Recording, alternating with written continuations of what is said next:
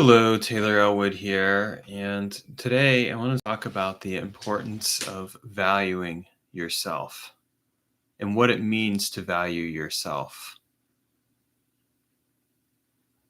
And I think for men, this is a real challenge for some men because a lot of times, or and just people in general, because we aren't always taught how to value ourselves. We aren't always taught how to appreciate ourselves. And we see this with a lot of codependent people where there's a sense of neediness. When you find yourself looking toward other people for approval and basing your sense of value upon whether or not those people value you, this is a good example of a neediness that can be pervasive and can eat away at your relationships because you're always trying to get some kind of value from those people. And what's happening is that you're actually putting yourself into a role where you're clingy and needy and you're never it's really not attractive. Nobody wants to be around somebody who is needy and clingy. And so when we find ourselves in that kind of trap, it's really important to recognize what is going on and why we're doing that. One of the things that I always recommend doing is paying close attention to your behaviors and how you're behaving around people. Are you looking toward those people in the hopes that they're going to pay attention to you? Are you hoping that they're going to want to talk with you, or that they're going to praise you or recognize you? One of the most important skills that you can cultivate instead is recognizing when you're feeling a sense of neediness and saying to yourself, do I really need to cling, or can I, or do I really need approval, or do I need validation from this person, or can I give it to myself? And how do you give it to yourself? This is the question that I think a lot of times people struggle with. Well, how I like to give it to myself is I like to tell myself that I love myself, but I also like to engage in other forms of self-care and behavior. So for example, one of the things that I will do is I will continually look at daily habits that I can perform that really help me to see that I value myself. So getting up in the morning and stretching and exercise is a good example. Eating nutritious and healthy food, taking myself for walks, doing qigong and kung fu, doing other kinds of practices that make me feel good about myself and allow me to see that I am valuing myself. The other thing that I will do a lot of the time is I will take a close look at my behaviors around when I find myself wanting to get value from other people, because what I realize is that I'm transferring my sense of approval onto them, and I'm needing them to show me some kind of gold. I'm asking them to basically approve me. I'm putting them on a pedestal. And if I put them on a pedestal, I am actually, in a very real sense, taking away from the very real relationship I could have with them because I'm putting them in a place where they are above me. Now, if you've ever been in that kind of a situation, it's not something that you really want to be doing, because what it demonstrates is that you are consistently putting yourself into a space where you're essentially telling yourself, I'm not as good as this person, and this person has more value than me. I don't recommend doing that. But it's interesting because there's a real shadow around that kind of behavior, and a lot of times that shadow is found really in core wounds, early wounds that we get. So for me, for what I found is that the question of self-value really revolves around a core wound question of, am I good enough? Am I good enough for myself? Am I good enough for this person? Am I good enough the way that I am? Well, the thing is nobody else can tell me if I'm good enough.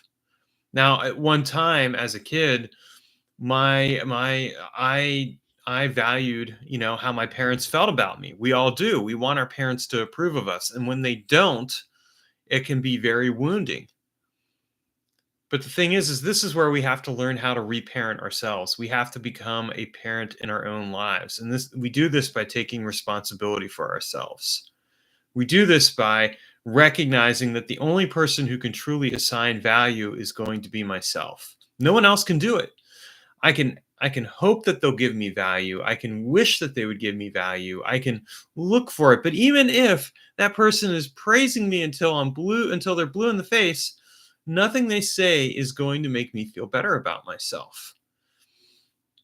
And this is why it's really important to value yourself, because when you take the time to value yourself, you're going to discover then that you actually like and care about yourself enough that you're going to start feeling better about yourself. You'll start genuinely appreciating the aspect of yourself, and you're going to carry yourself with more confidence, with a better sense of presence and awareness around yourself. And this is something that I think everybody wants to have and experience. And yet a lot of times we're so busy looking toward other people that we ignore it for ourselves. So if you find yourself feeling that way, what I recommend is, first of all, recognize the shadow for what it is, recognize that you have a wound there and do some work around it. But secondly, as you catch yourself in the space of not feeling good enough, focus in on transforming your experience with a given person and helping yourself see that that person really doesn't have an accurate picture of you, that the only person who has an accurate picture of you is yourself. And so spend some time appreciating yourself. And I'm not saying that you can't ever receive a compliment from someone. In fact, watch the previous video I shared about how to receive, because learning how to receive actually helps us also get a better sense of confidence within ourselves, a better sense of awareness, a better appreciation of ourselves. So it is important to do that.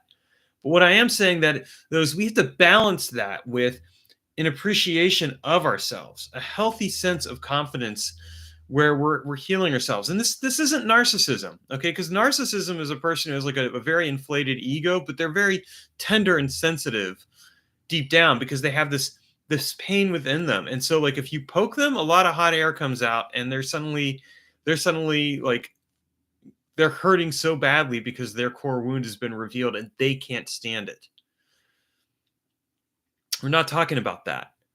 Learning to truly value yourself and love yourself and give to yourself is really coming at it from a place of healthy awareness where you're like, you know what? I am good enough the way that I am. I value myself the way that I am, and I show up for myself the way that I am. And I do this because I understand and recognize what is essential for me. I love myself enough to show up in full presence and awareness for other people and for myself. And I do it from a place of confidence and self control and from self responsibility. So when we take responsibility for ourselves, we're taking responsibility for our inner child. We're parenting ourselves. We're loving ourselves. We're loving on ourselves. And we're giving ourselves the necessary discipline and structure to stay focused and keep things moving forward in a good way. So if you're in that kind of place and you're struggling, what I would share with you is be gentle with yourself. Love yourself, appreciate and value yourself, and don't be too hard on yourself for for anything, because if you are hard on yourself, you're taking away from your overall value and appreciation. Learning to value and appreciate yourself will give you an inner strength and presence that other people will be attracted to. And what's important is that you have that healthy sense of awareness where you're like, I'm comfortable with myself and I love myself and I can give to myself in a really good and powerful and positive way. And if you need help with that, reach out to me, because I would be more than happy to help you work on those kinds of practices and show you what it is that you can do to value yourself more.